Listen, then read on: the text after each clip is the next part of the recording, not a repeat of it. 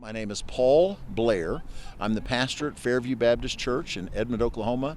I'm also the founder of the Protect Life and Marriage effort. All right, thank you. Can you tell me about what's going on here today? Well, today is Rose Day. It's been an annual event where you have pro-life organizations from around the state coming together in support of ending abortion.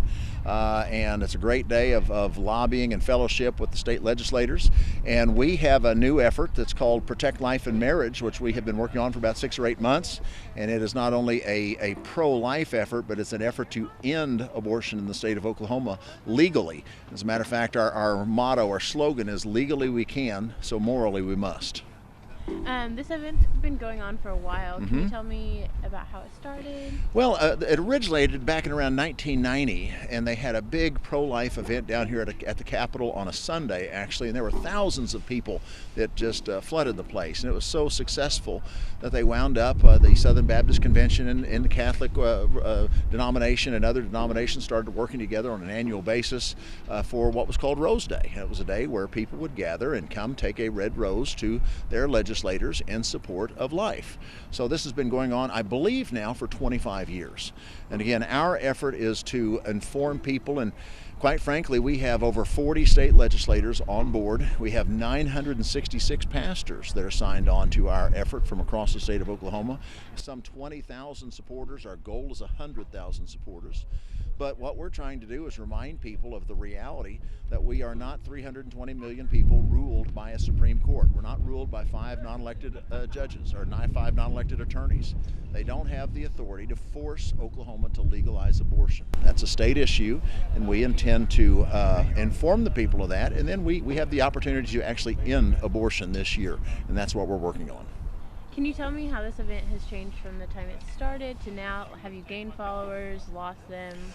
Oh, I'm sure there's been a little bit of both. I think the Rose Day event itself has probably been fairly consistent. I think the largest turnout was that first year when they had it outdoors, and it was a unique event. I think they had as many as 20,000 people that first year show up.